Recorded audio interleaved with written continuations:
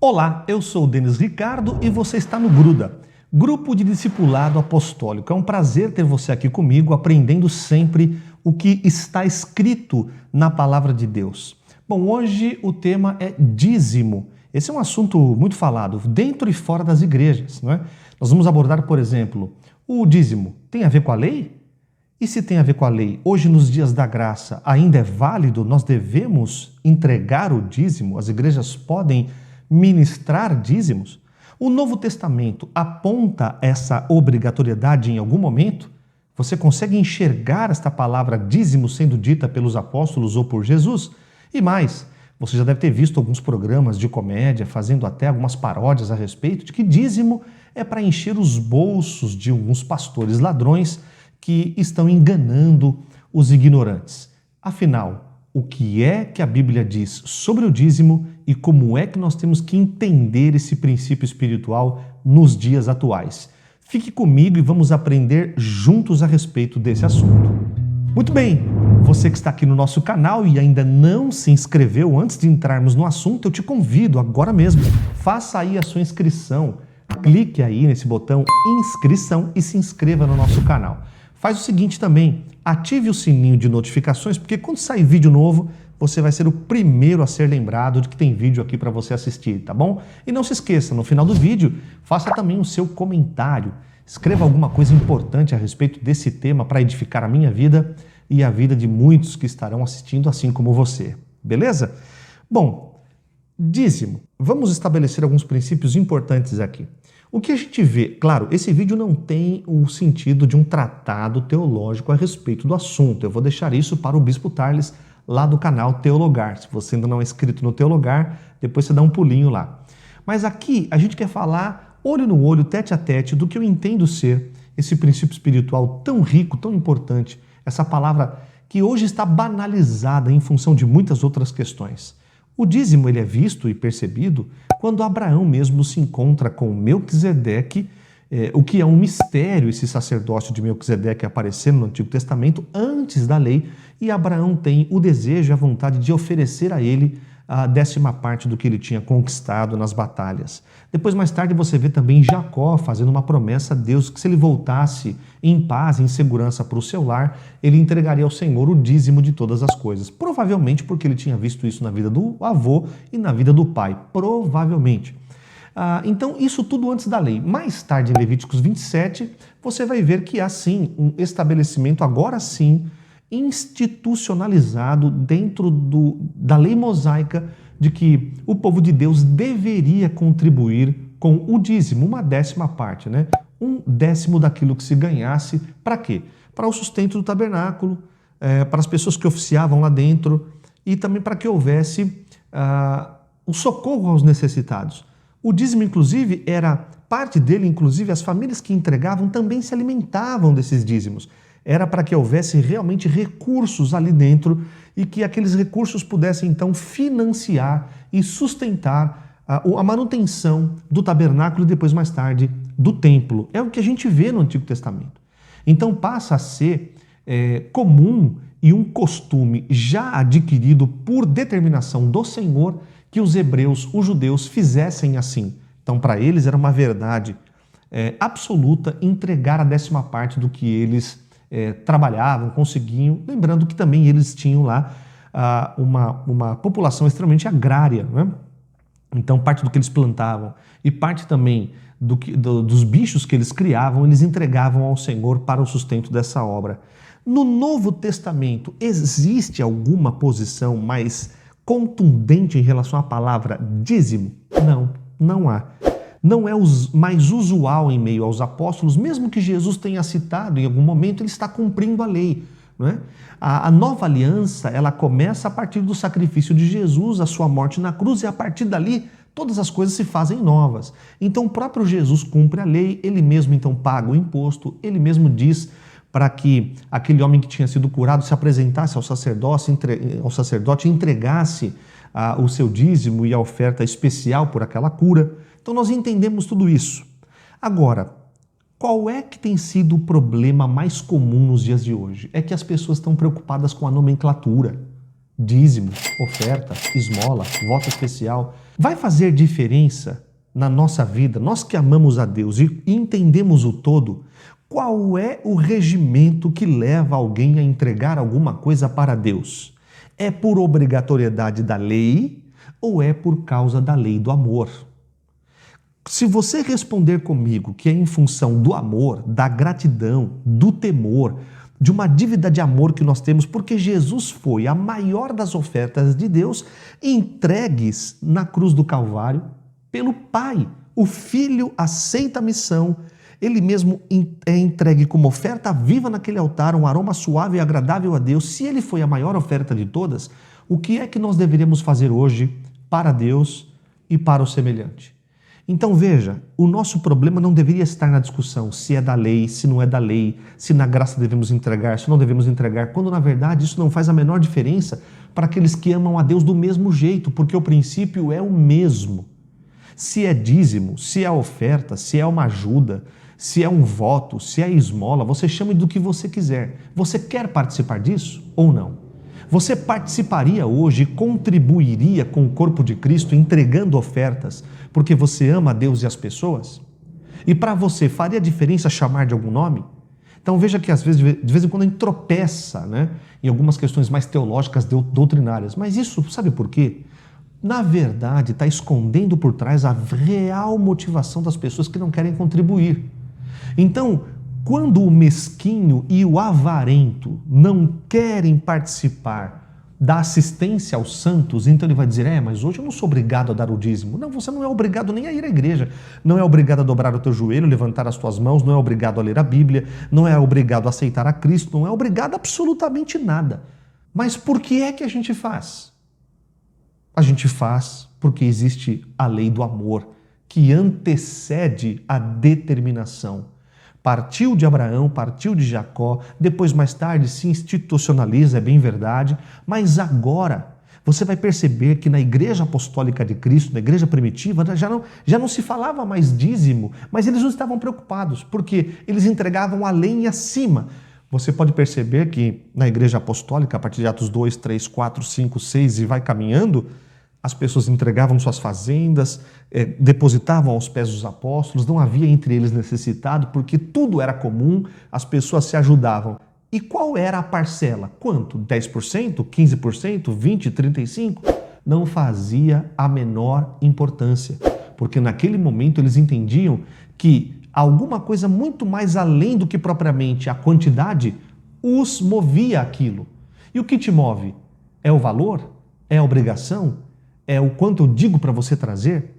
Então veja a importância de nós estabelecermos alguns princípios. Primeiro, como é que eu devo participar hoje a respeito do dízimo e oferta? Os princípios continuam os mesmos. Primeiro, constância.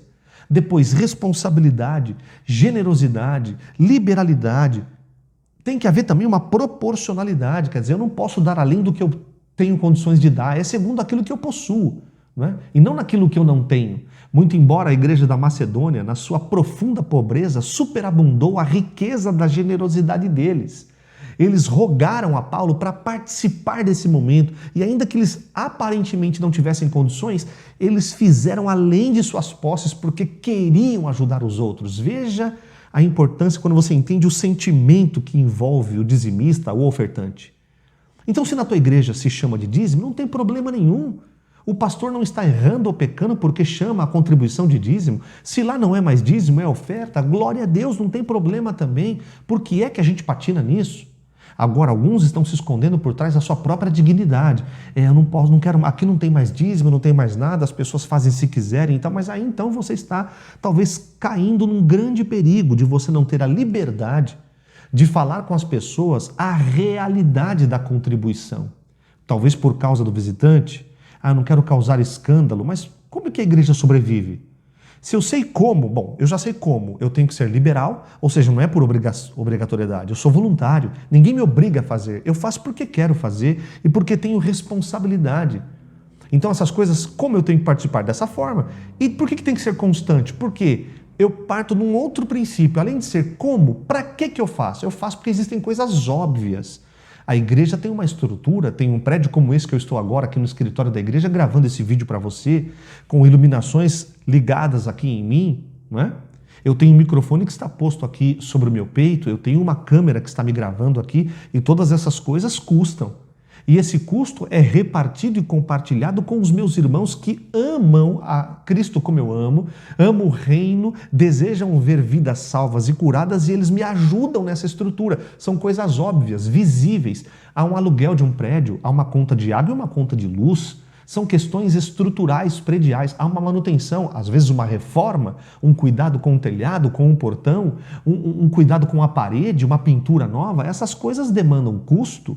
E por que não posso falar dessas coisas com as pessoas com a maior liberdade? Eu devo. E às vezes não falo por quê? Por causa da preocupação com o mau testemunho dos outros. Né? Porque o outro agiu com malversação, ou seja, a má administração, a má gerência. Houve ali improbidade administrativa, né? Um desvio de recurso, às vezes até desvio de finalidade. As pessoas pegam o que é santo do Senhor por arrecadação e acabam vivendo enriquecimento ilícito. Há diversos escândalos existentes hoje em relação a dízimo e em relação à oferta. E por causa disso, então, eu não quero mais falar de dízimo, eu não quero mais falar de oferta, porque as pessoas estão fazendo o que elas estão fazendo. E se estão fazendo errado, vão prestar contas diante de Deus. Mas o princípio é imutável. É o princípio de você não ser avarento, de você não ser mesquinho. Aí já começa a partir para princípios invisíveis. Se eu sei que existem aqueles que são visíveis, que é a estrutura da igreja, por exemplo, a estrutura é visível, eu vejo. Além da estrutura visível, eu tenho também estrutura ministerial. Por exemplo, o departamento infantil da igreja, que cuida das crianças. Então tem que ter uma mesinha para eles lá, cadeirinha especial, um material didático para falar na linguagem deles, talvez uma revistinha especial, né? O lanche das crianças, ou a jantinha, o almoço deles quando a igreja faz, dependendo se a igreja trabalha de manhã, de tarde ou de noite. Isso aí demanda recurso, um passeio, né, que a professora dos pequeninos ou do departamento infantil, do Kids, não importa o nome, vai levar as crianças. A igreja pode investir e deve, então são recursos também ministeriais. O louvor da igreja, que precisa de equipamentos, não é?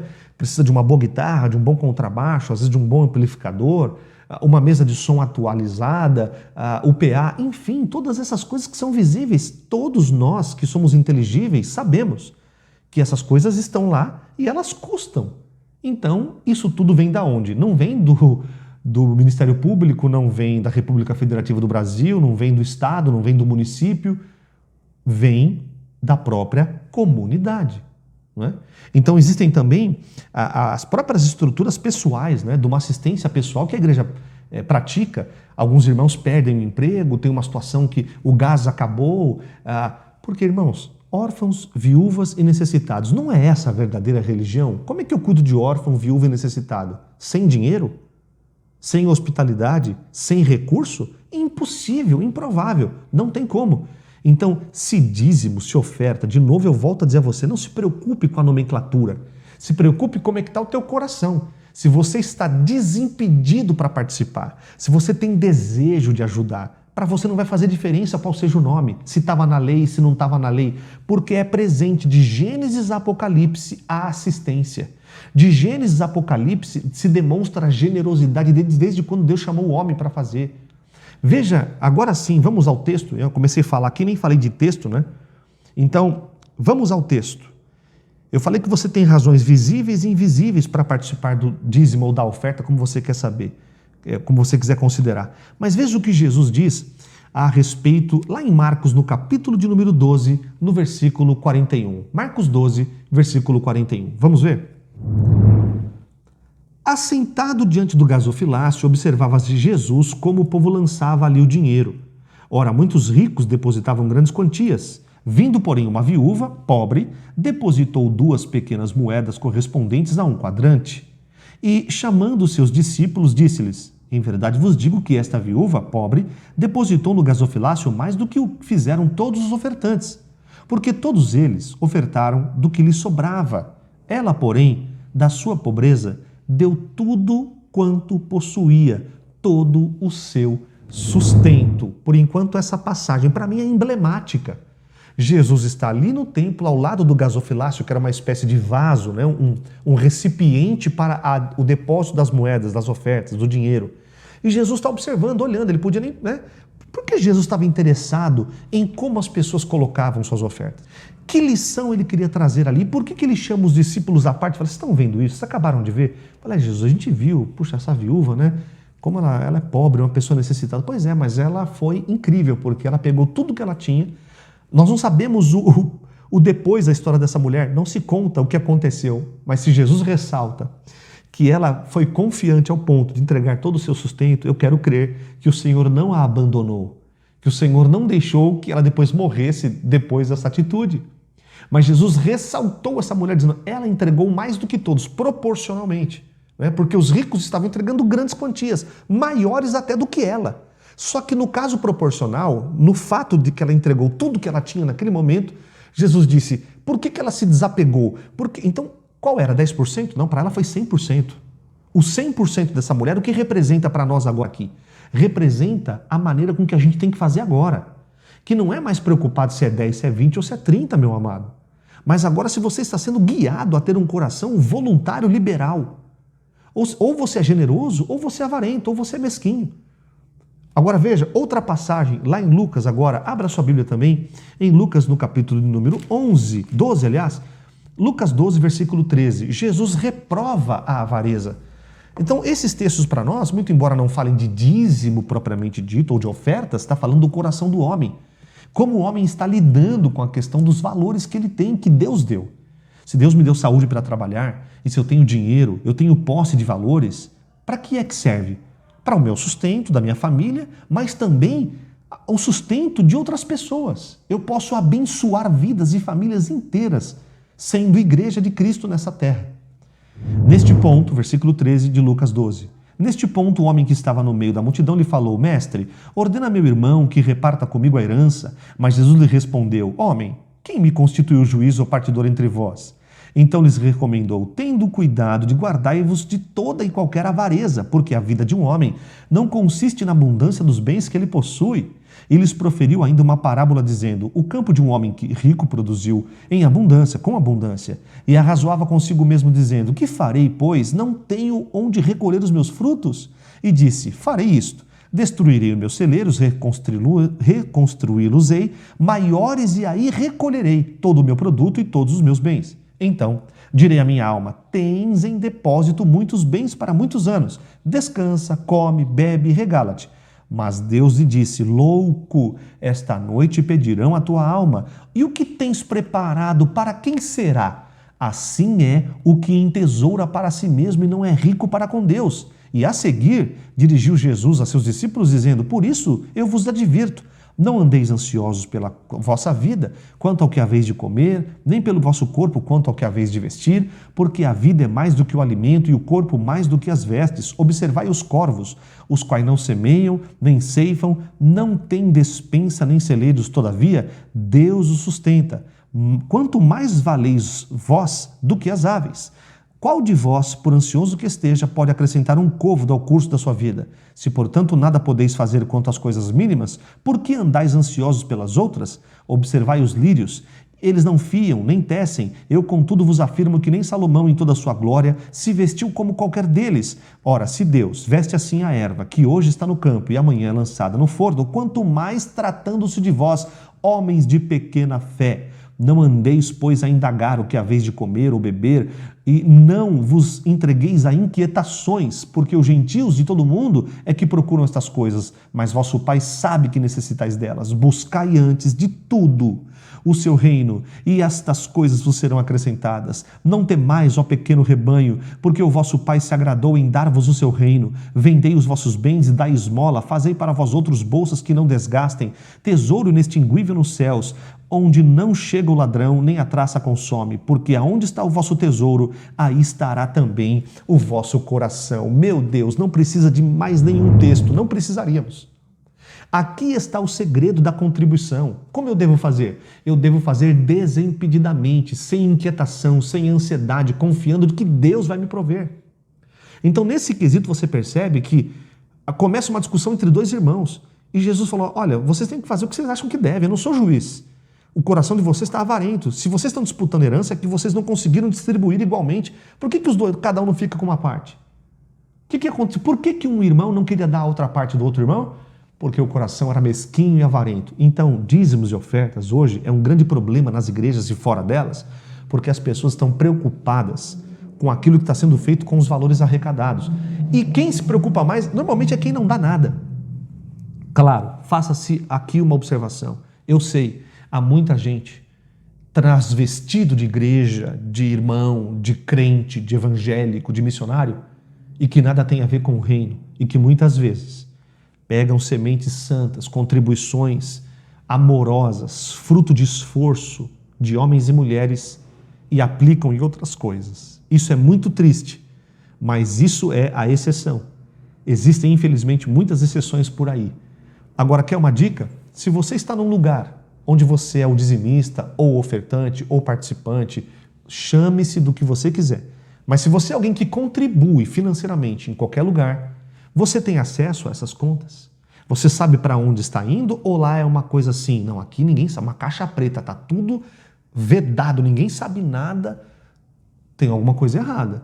Porque se você faz parte de uma congregação, você está lá, ama aquela comunidade, tem aliança com o pastor, com aquele que ministra, o líder, e você não sabe exatamente nada do que está acontecendo, o quanto custa um aluguel, o quanto custa uma folha de pagamento, o quanto custa os investimentos da igreja, alguma coisa está estranha. Eu diria para você ficar mais esperto, para que você não seja enganado e amanhã depois você tenha uma péssima surpresa de descobrir que os recursos que você entregou não foram aplicados para aquilo que de fato estava sendo dito.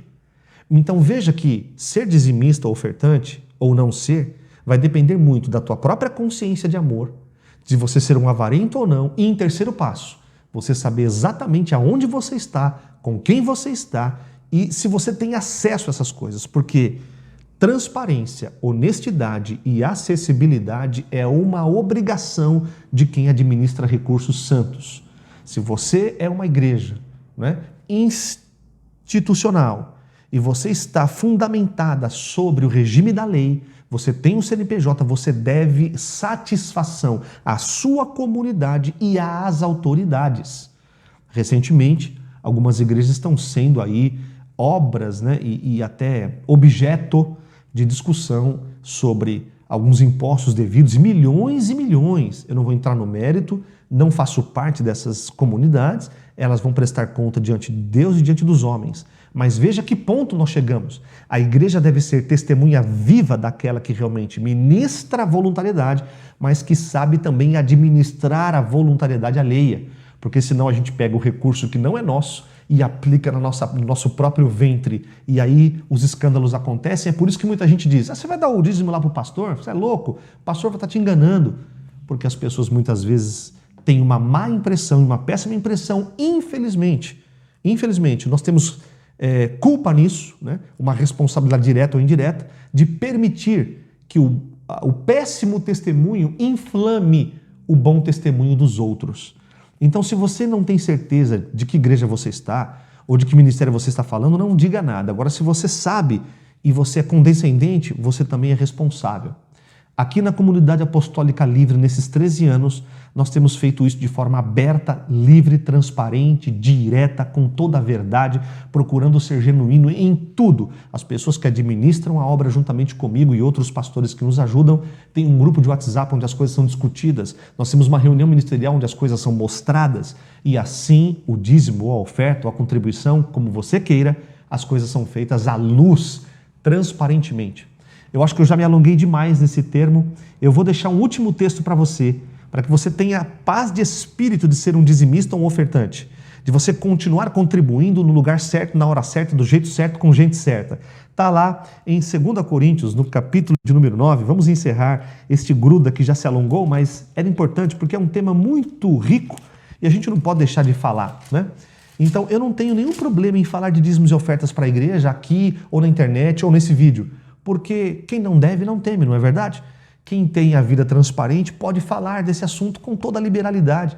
Você pode falar disso com leveza de coração, porque não é por obrigação. Veja, olha só o que Paulo vai falar na segunda carta dele aos Coríntios, no capítulo 9, no versículo número 6. Que maravilhoso! E isto afirma, aquele que semeia pouco, pouco também ceifará. E o que semeia com fartura, com abundância, também ceifará. Cada um contribua segundo tiver proposto no coração, não com tristeza ou por necessidade, porque Deus ama a quem dá com alegria. Aleluia. Então é o seguinte, você não tem alegria no coração, não participe. Se você não tem paz para isso, não deixe ninguém te obrigar a participar nunca. Não entregue valor na mão de ninguém, em igreja nenhuma, se você não tem paz no espírito, porque nenhum pastor tem autoridade para te obrigar a nada. Mas se você tem paz no coração e entende que isso é fruto de amor, contribua sempre. Seja alguém que se alegre em ver a obra, a estrutura da obra, a igreja crescendo, as pessoas sendo abençoadas. Então é assim que funciona. Não é por causa que é dízimo, 10%, 20%. Não é porque você tem obrigação, senão você vai ser amaldiçoado. Estas coisas todas são secundárias.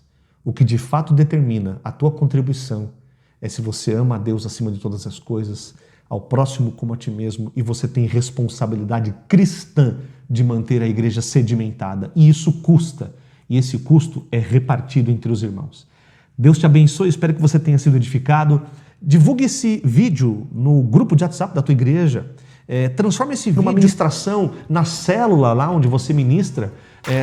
Traz mais luz, contribua com a gente com o seu comentário, tá bom? Não se esqueça, não fique sozinho, gruda.